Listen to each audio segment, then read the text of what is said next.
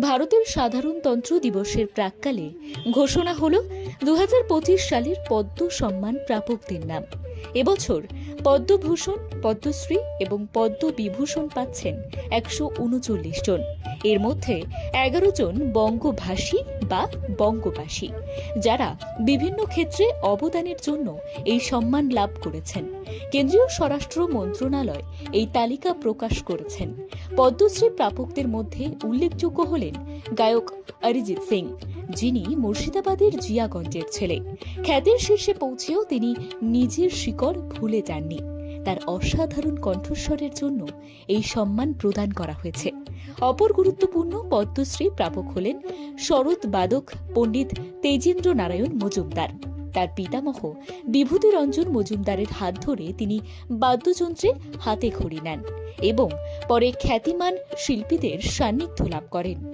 এছাড়া নৃত্যশিল্পীদের তথা অভিনেত্রী মমতা শঙ্করের নামও পদ্মশ্রী প্রাপকদের তালিকায় রয়েছে। তিনি এই সম্মান পাওয়ার জন্য আপ্লুত এবং তার বাবা, মা এবং শুভাকাঙ্ক্ষীদের প্রতি কৃতজ্ঞতা প্রকাশ করেছেন। শিক্ষা জগতের খ্যাতনামা ব্যক্তিত্ব নগেন্দ্রনাথ রায়ও পদ্মশ্রী পাচ্ছেন। তার দীর্ঘদিনের শিক্ষাক্ষেত্রে অবদানের জন্য তাকে এই সম্মান দেওয়া হচ্ছে।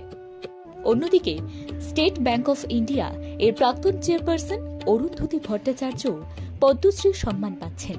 তিনি 1977 সালে এসবিআই এ যোগ দেন এবং পরে প্রতিষ্ঠানের প্রথম মহিলা চেয়ারপারসন হন। বিশ্বখ্যাত শিল্পপতি পবন গোয়েঙ্কা এবং সমাজকর্মী বিনায়ক লোহানির নামও পদ্মশ্রী প্রাপকদের তালিকায় রয়েছে। শিক্ষাক্ষেত্রে তার অবদান এবং সমাজসেবা ক্ষেত্রে তার কাজের জন্য তারা সম্মানিত হচ্ছেন। এছাড়াও ঢাকি গোকুলচন্দ্র দে এবং স্বামী প্রদীপ্তানন্দও পদ্মশ্রী পাচ্ছেন। গোকুলচন্দ্র দে দেশের পাশাপাশি আন্তর্জাতিক মঞ্চেও প্রশংসিত হয়েছেন। স্বামী প্রদীপ্তানন্দ মুর্শিদাবাদে ভারত সেবাশ্রম সংঘের বেলডাঙ্গা আশ্রম পরিচালনা করেছেন। অর্থনীতির জগতের বিশিষ্ট ব্যক্তিত্ব বিবেক দেবরায়কে মরণোত্তর পদ্মভূষণ দেওয়া হচ্ছে। তিনি প্রধানমন্ত্রী নরেন্দ্র মোদীর অর্থনৈতিক উপদেষ্টা পরিষদের প্রধান ছিলেন এবং তার অবদান দেশের অর্থনীতিতে চিরকাল স্মরণীয় হয়ে থাকবে।